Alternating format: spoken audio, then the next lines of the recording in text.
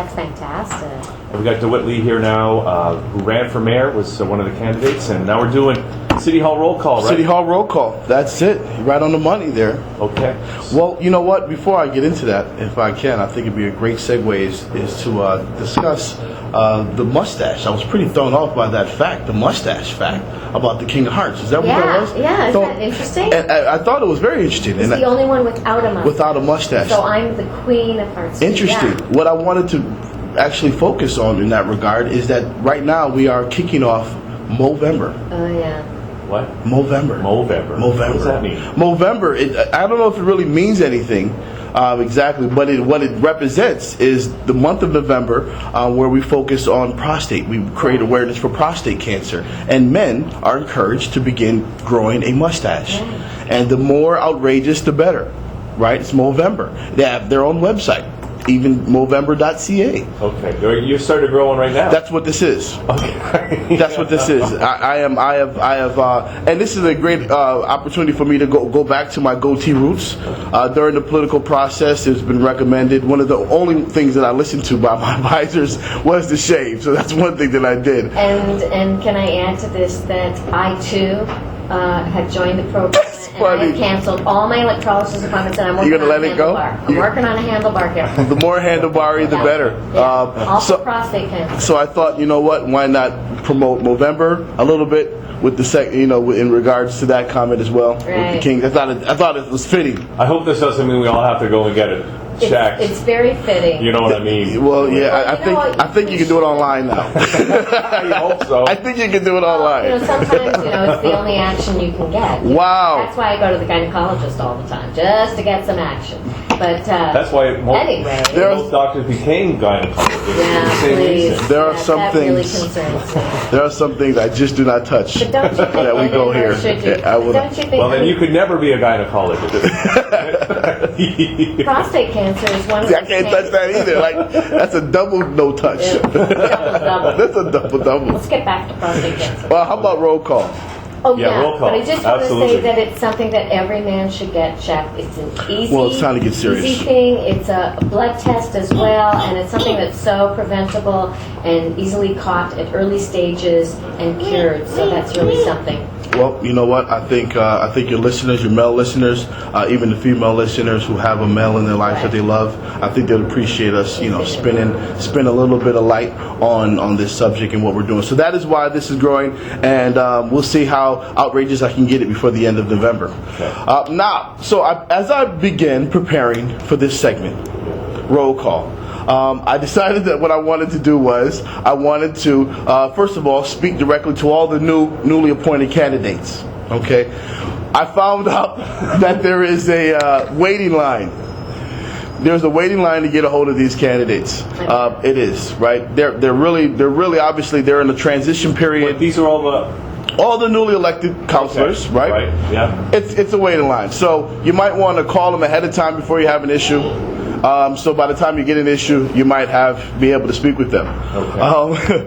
But what I did was I plan on in future segments getting direct sound bites from them in regard to what's going on, right? But as I began to look, I thought what was most important right now is that people get an opportunity to get access to information, right? So first and foremost, there is a brilliant new application on the city's website. Okay, City Hall, Toronto.ca, all right, for small businesses that have the A card. Now, have you ever seen the A? It's the sign, the A sign, the sandwich sign in front of the store. That's right. The restaurant. There was a big hoopla in regards to them not being allowed to have that out. Mm-hmm. Okay. What is it? Like the sandwich cards that are in front of a restaurant that say, today's specials, whatever. Right. Okay. Well, there was a big mix-up in regards to whether they can have it out and the fees associated with that. Okay. So is that different than the ones that I really hate that are right. by a thing and the letters are? Oh yeah, this is not automatic at all. And I see them all over the city now. No, these are the ones that you draw. Yeah, they add a little as long as they don't, life. People don't trip on them. Well, Now, The problem well, I don't think that was the problem. I think the city was just looking for ways to continue to do what it's doing, and that's Steal get money from small I businesses. see. But they've at least made the process a little easier online. So I want everyone to know that there's an online application for that now. It's built to make it easier and simpler for small businesses. This is a new application. It wasn't like this before. Okay. It was very difficult before. All right, so that's an improvement. That's an improvement. Is that a Rob Ford initiative? No, it's not. Okay. No, it's not. No, it's not. And I will, during this segment, if he does something great, we'll give him kudos for it. But no, he didn't have his hand in that pie. Good. Speaking of Rob Ford, Yeah.